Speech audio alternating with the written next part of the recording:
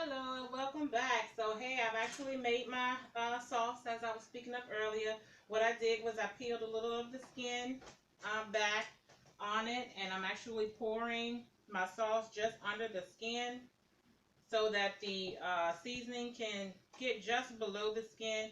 And as you'll see, I actually have the hen propped up, and if you may want to come in so everybody can see what it looks like, just propped in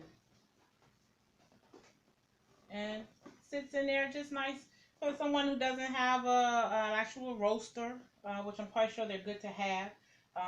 But in case you don't have one, you can use this as well, and it does the same thing. And so what I did was I actually put some slits in the skin.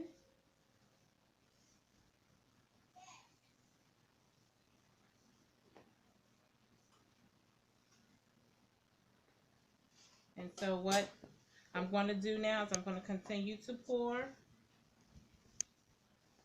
so that it can get down in there, and it's actually flowing in on the inside, making sure that it can go down on the sides as well.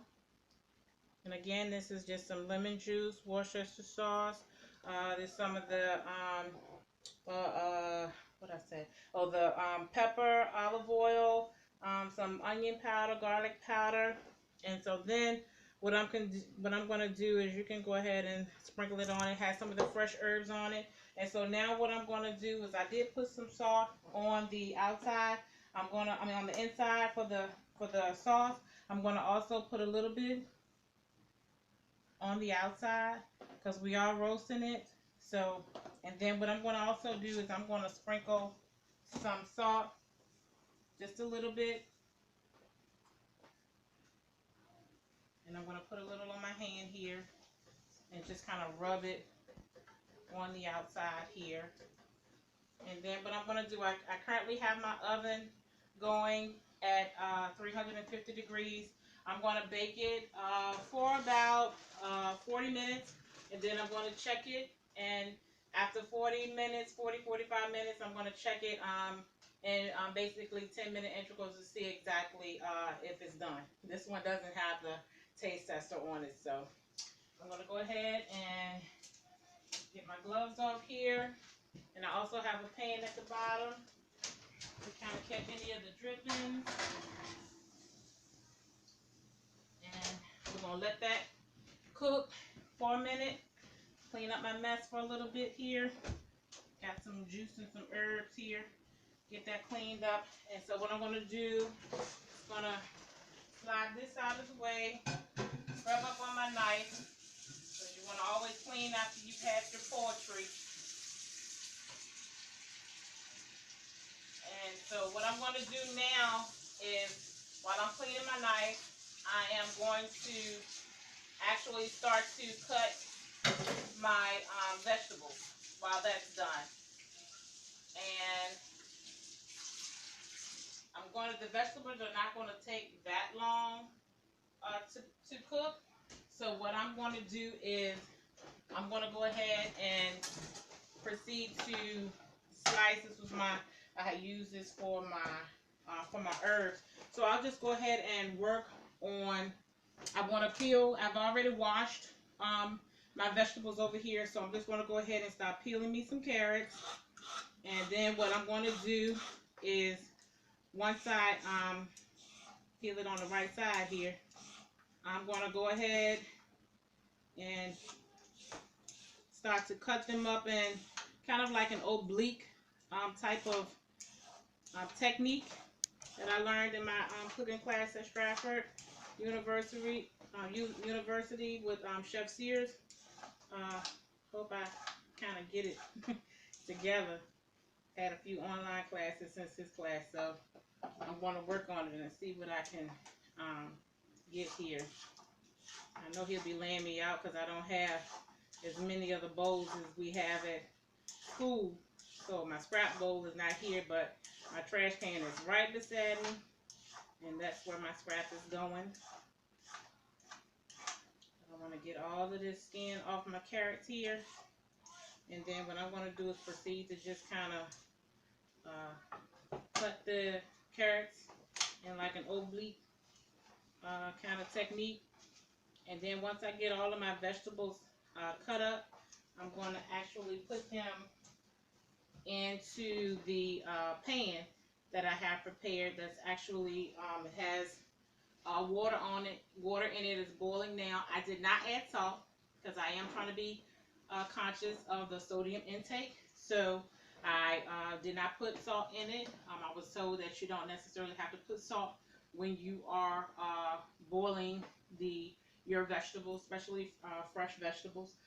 So I'm just going to go ahead and let that water continue to boil, and then I am going to proceed to chop my carrots. Let's see if I can remember my oblique technique.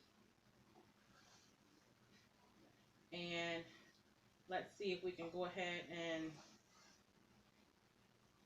try to get these into the water. And then again, we're only going to cook them for a few minutes, and then we are going to shock them to kind of stop the cooking process. Because again, I'm going for freshness and color.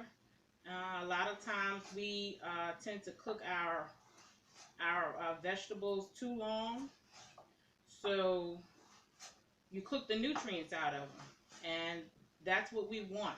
That's how we, that helps us to get physically fit. It helps us to get the nutrients that we need, that our body needs.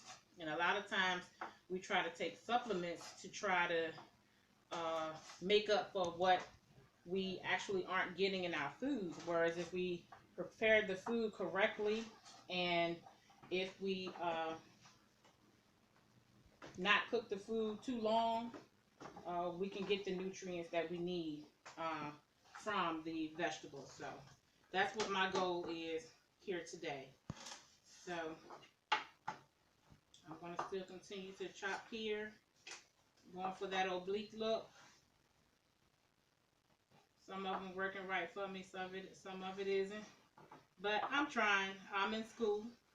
This is my first full year.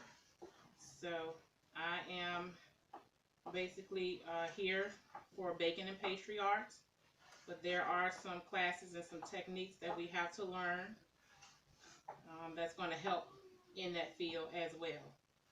So, and this was actually one of the techniques that I actually was pretty fond of in Chef Sears class. So, not perfect, but hey, I'm a student. I'm trying to learn. Right now, my goal is to try not to, as Chef Sears would say, not to cut my fingers off. But one of the other dishes that I am planning on, like for my dessert, I have the sweet potatoes. They're actually on the stove, and so I'll be basically making a sweet potato dish that's actually a family tradition, and it's one of those things that my family love because it is light. But this time, instead of pouring in a whole bunch of sugar, I kind of want to focus on getting the sweetness naturally. So we're going to use honey and just see how it goes. Hey, one thing I've learned in the culinary field, you try. If it doesn't work, don't use it. But you have to try. And this whole eating healthy and exercising and everything, you're not going to be successful until you actually try it. So, and this is a start for me. So, trying to implement some things and do some things for me and my family, so we can set some new healthy traditions.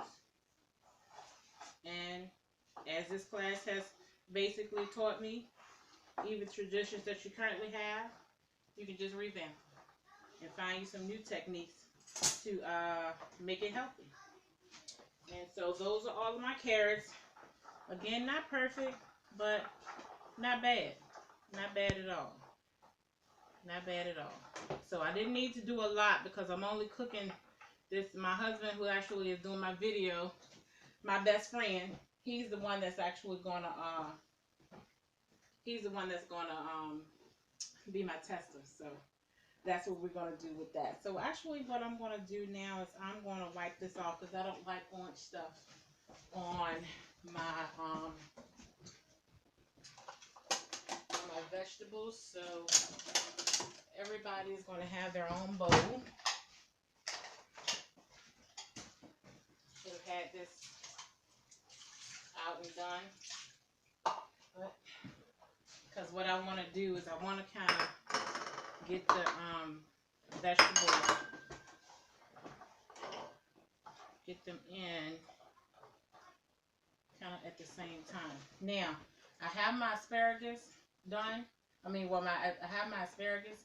What I can do is I can go ahead and put those in, but I want to get all of my vegetables chopped up and cut up to the size that I'm going to use them in. Then I'm going to do it because it's very important to make sure you monitor your asparagus. Asparagus that'll cook too long are ruined. So I don't want my husband to have no slimy asparagus. So what we're going to do is I'm going to go ahead and get everything chopped up. Then I'll start with the asparagus because the asparagus is actually going to be a part of my starter course with my salad. So once I do that and I can pay attention to what my asparagus is doing, then we'll move forward. Okay.